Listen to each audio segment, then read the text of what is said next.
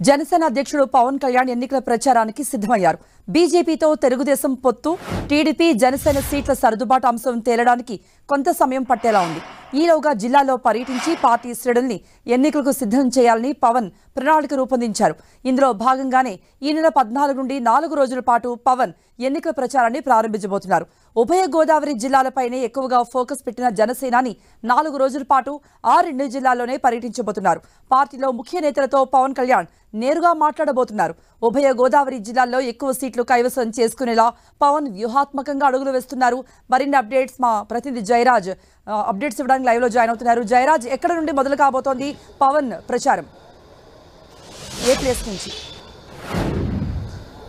కృప, జనసేన అధినేత పవన్ కళ్యాణ్ ఎన్నికల పర్యటన ఖరారైంది. ఈ నెల 14వ తేదీ నుంచి ఆయన పర్యటన ఉభయ గోదావరి జిల్లాలో 4 రోజుల పాటు కొనసాగుతుంది. అదేవిధంగా ముందుగా 14వ తేదీన భీమవరం నుంచి ప్రారంభమయ్యే ఎన్నికల పర్యటన భీమవరం, అమలాపురం, కాకినాడ, రాజమండ్రి 4 ప్రాంతాల్లో ఆయన ఎన్నికల పర్యటన కొనసాగబోతా ఉంది. ముఖ్యంగా 3 దశల్లో ఆయన పర్యటనని ఖరారు చేశారు. మొత్తం ఉభయ గోదావరి జిల్లాలపైన ఎక్కువ ఫోకస్ పెట్టిన జనసేన అధినేత పవన్ కళ్యాణ్ ఆ జిల్లాల్లో ఉన్నటువంటి పార్టీ క్యాడర్ని, ముఖ్య నేతల్ని, అదేవిధంగా తటస్థులుగా ఉన్నటువంటి ముఖ్యులైనటువంటి వ్యక్తులను కూడా అందరిని కూడా వ్యక్తిగతంగా ఆయన కలవటం, ఎన్నికలకు వారందరూ కూడా సంసిద్ధత చేయటం, ఆ ప్రాంతాల్లో ఉన్న పరిస్థితులన్నీ కూడా అవగాహన చేసుకోవటం, క్యాడర్ని బలోపేతం చేసి వారిని ఎన్నికలకి సిద్ధం చేసేటటువంటి ప్రక్రియను చేపట్టబోతున్నారు. భీమవరంలో 14వ తేదీన ప్రారంభమయ్యేటటువంటి ఈ కార్యక్రమం మొత్తం 4 ప్రాంతాల్లో, మొత్తం భీమవరం, కాకినాడ, అమలాపురం, రాజమండ్రి మొత్తం 4 రోజుల పాటు ఎన్నికల పర్యటన, రోజుకొక ఏరియా ప్రకారం ఎన్నికల పర్యటన చేయబోతా ఉన్నారు.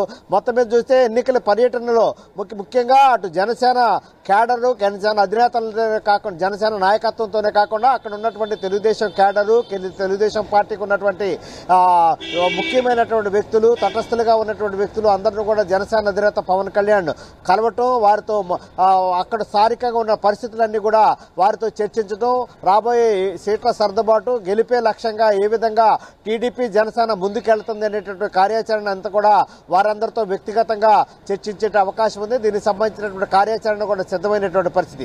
మరొక వైపు 3 దశలుగా పవన్ కళ్యాణ్ 4 రోజుల పాటు పర్యటన కొనసాగబోతుంది. మొదటి దశలో అక్కడ ఉన్నటువంటి స్థానికంగా ఉన్నటువంటి ముఖ్యమైనటువంటి జనసేన నాయకులు, టీడీపీ నాయకులు, తటస్థులుగా ఉన్నటువంటి వ్యక్తులు, అదేవిధంగా ఆ స్థానికంగా ఉన్నటువంటి ఎవరైతే పోటీకి సిద్ధంగా ఉంటున్నారో ఆయా వ్యక్తులతో మొదటి విడత కార్యక్రమం చేపట్టబోతున్నారు.